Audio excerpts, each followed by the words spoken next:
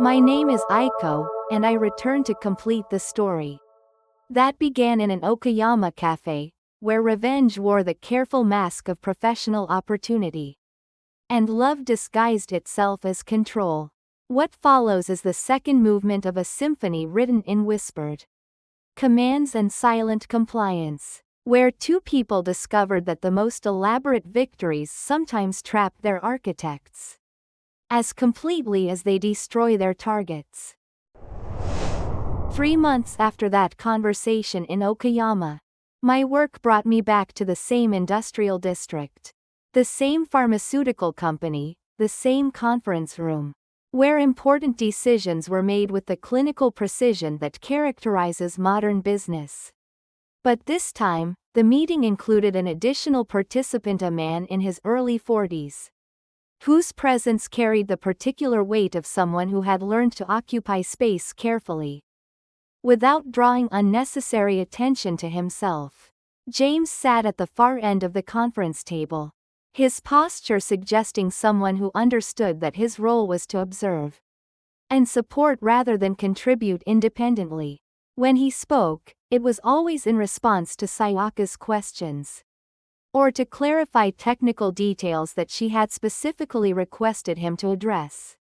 The dynamic between them was unmistakable, complete professional hierarchy executed with the smooth efficiency of a well-rehearsed performance. Sayaka conducted the meeting with the same composed authority I remembered from our previous encounter. But I noticed subtle changes in her demeanor.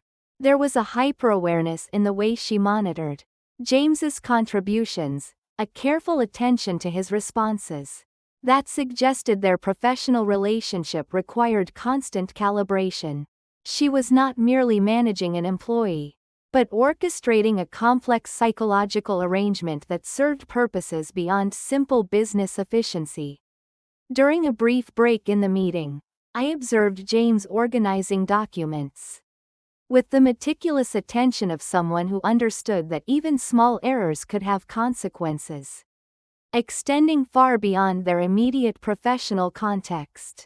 His movements carried the careful precision of someone who had learned that his circumstances depended entirely on avoiding any behavior that might be interpreted as inadequate or disrespectful.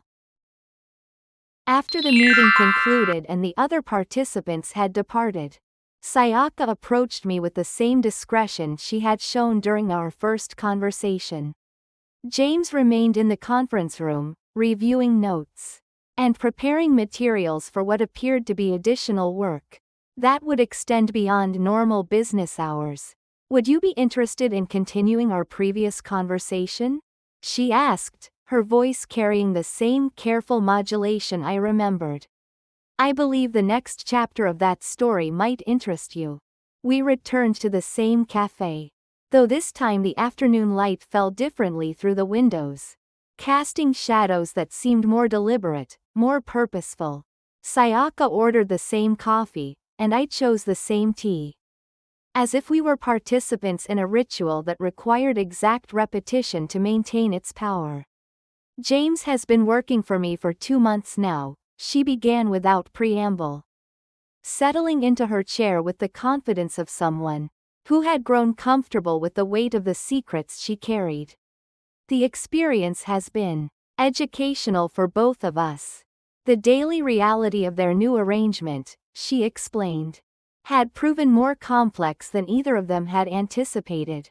James arrived at the office each morning at exactly 8:30, 30 minutes before his official start time, and spent those extra minutes preparing for whatever tasks Sayaka would assign him.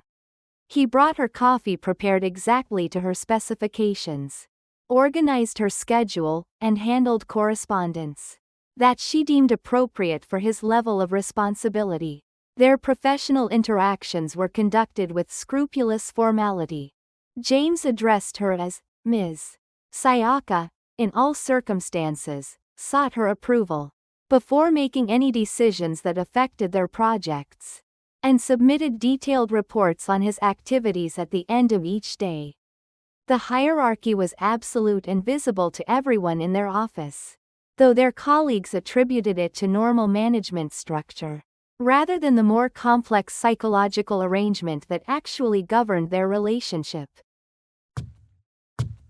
But beneath this surface of professional propriety, Sayaka had begun to notice emotional currents that she had not anticipated when she designed their new dynamic. James's compliance was complete and apparently sincere, but it was accompanied by moments of what she could only describe as genuine gratitude, not the performed appreciation of someone trying to maintain employment, but the deeper recognition of someone who understood that he had been offered redemption when he deserved only consequences. "He works harder than he ever did when we were together," she told me, and I could hear in her voice a mixture of satisfaction and something that might have been confusion. "Not because he's afraid of losing the job, but because he seems to genuinely want to prove that he deserves the opportunity I've given him." This unexpected sincerity had created complications that Sayaka's original revenge plan had not accounted for. She had anticipated that managing James would be an exercise in wielding power over someone who had once wielded power over her.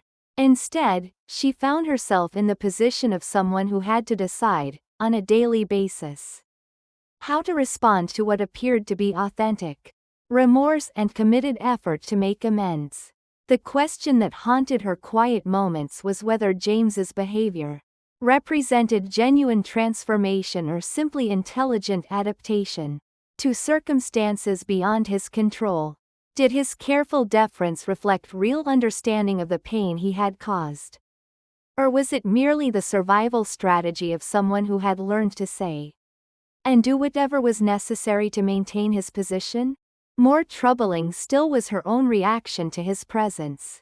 Sayaka had expected that having James under her direct authority would provide continuous satisfaction, daily confirmation of her successful reversal of their power dynamic. Instead, she found herself watching him with the kind of attention that suggested her feelings had not been resolved as completely as she had believed. The work they did together was competent and professional, but it was also intimate in ways that neither of them directly acknowledged. James had learned to anticipate her preferences and requirements with the precision of someone who paid careful attention to details that went beyond mere job performance.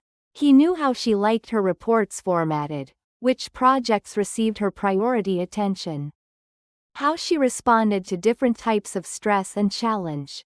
This knowledge created a form of closeness that was both professional and deeply personal. James understood Sayaka's working style better than many people understood their spouse's domestic habits. He could predict her reactions, prepare for her needs, and support her objectives with an efficiency that sometimes seemed to surprise both of them. Sayaka found herself relying on this support in ways that extended beyond their formal working relationship. When dealing with difficult clients or complex projects, she would consult with James. Not because his position required such consultation, but because his insights were genuinely valuable and his loyalty was absolutely reliable. "The strangest part," she confided to me, "is that I trust him completely now. More than I ever trusted him when we were together." This trust was built on foundations that were both solid and disturbing. James's current circumstances made betrayal not only unlikely, but essentially impossible. He could not afford to disappoint her professionally, could not risk losing her approval, could not even consider looking for alternative employment without her recommendation. His dependence created a kind of enforced loyalty that was more complete than any commitment he had made during their romantic relationship. But Sayaka was beginning to recognize that this enforced loyalty, satisfying as it was in some ways, was also a prison that confined both of them. James could not move forward in his life without her permission, but she could not move forward in hers without constantly managing the complex dynamics of their professional relationship. She had created a situation where she was required to think about James every day. To consider his needs and responses, to calibrate her behavior in relation to his presence. The revenge she had planned as a way of moving beyond their relationship had instead made him more central to her daily experience than he had been. Even when they were romantically involved. "I control his entire life now," she said. And the statement carried more uncertainty than triumph. "But that means his entire life is something I have to think about and manage." The psychological burden of complete power, she was discovering, was heavier than the emotional burden of betrayal had been. When James had left her for Emma, Sayaka had been hurt, but free to focus on her own recovery and advancement. Now, she was responsible not only for her own professional success, but for James's basic survival and the daily dynamics of their complex relationship. 3 weeks earlier, she told me, James had made an unexpected request. He had asked if he could take her to dinner not as a romantic gesture, but as a way of properly expressing his gratitude for the opportunity she had given him, and his understanding of the generosity she had shown despite his previous behavior.